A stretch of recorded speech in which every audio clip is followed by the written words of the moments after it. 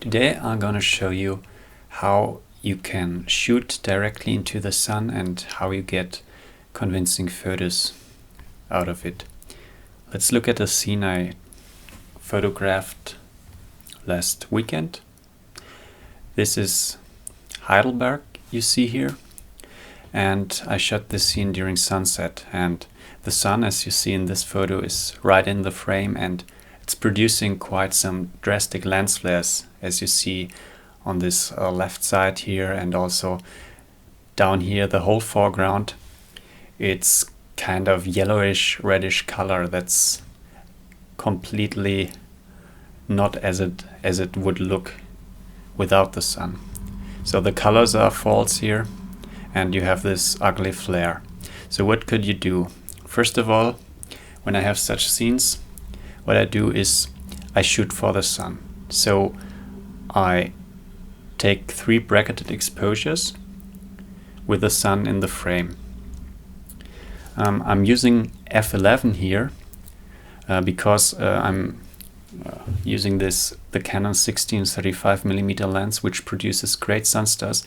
But if you're using another lens, you might want to go down to f19 or f22 to produce a good looking a good looking sunstar here.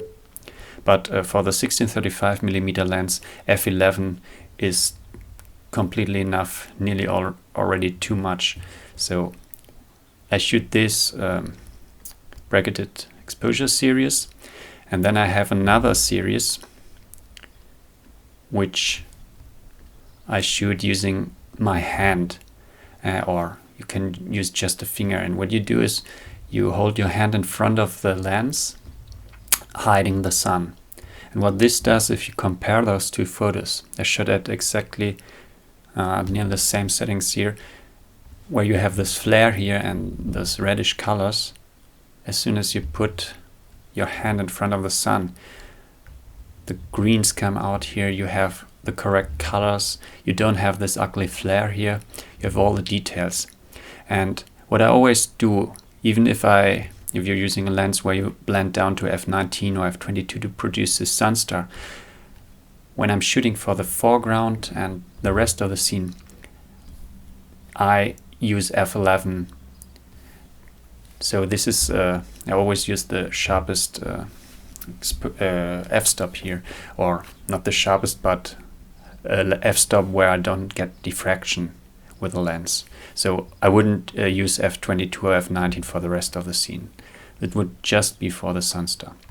So now that I have those 2 bracketed exposures, you see down here I shoot a lot more, which is always a good idea when you're having such intense light. But in the end I was using just this exposure series with the hand in the photo, and this exposure series with the sun in it. And what I did, I export those and bring them over to Photoshop. And first thing, I do the blending for the photo with the hand. It's just some exposure blending using luminance masks, and I might do a tutorial on this in the future. But this one here is just about showing you how to blend the hand photo with the sun photo. Here's another photo where I have the sun in it,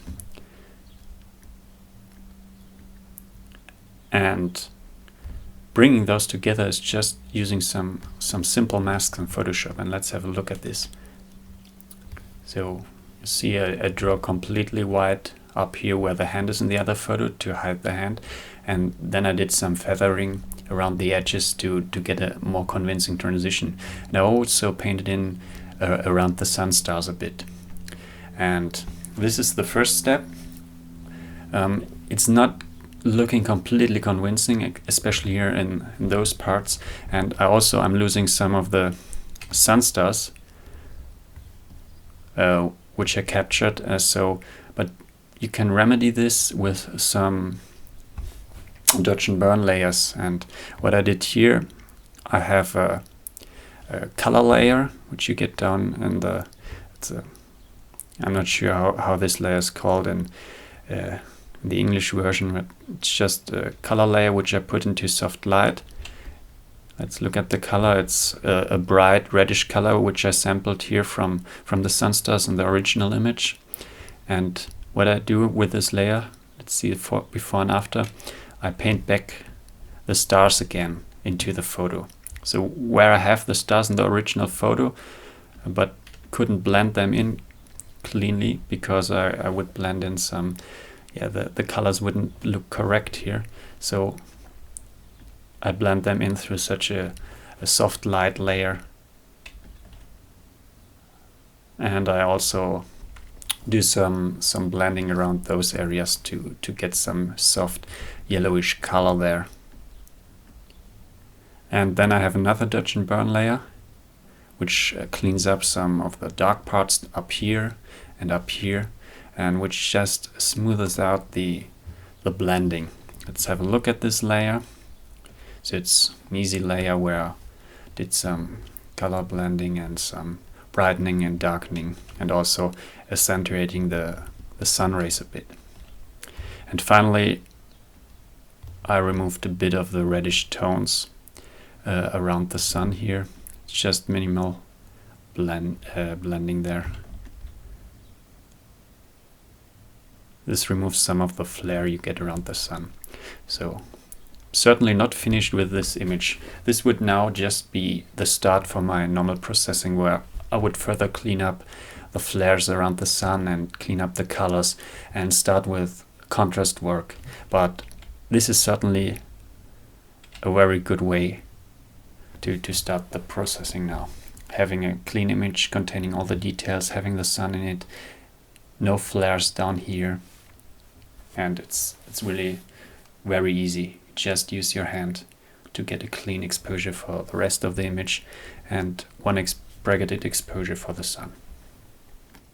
So to conclude this video, I want to show you the final results after roughly 90 minutes of processing. So this is where I started after the blending, and this is what I got with some contrast and color work. And I also want to talk about the process of shooting into the sun and what you shouldn't do. So you might know this, if you look directly into the sun, this can hurt your eyes, and the same counts if you look through the viewfinder into the sun. So what I usually do when I set up this photo, I use the live view, and thus I don't need to look directly into the sun. Also, I usually only shoot with a wide angle lens into the sun, so the sun is usually it's quite small in the frame. And I'm also I'm shooting during sunset when the sun isn't so bright and so intense as during noon, for example.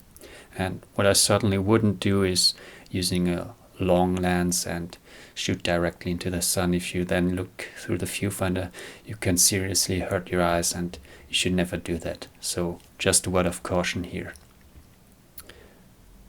Hope you liked this video. Bye bye.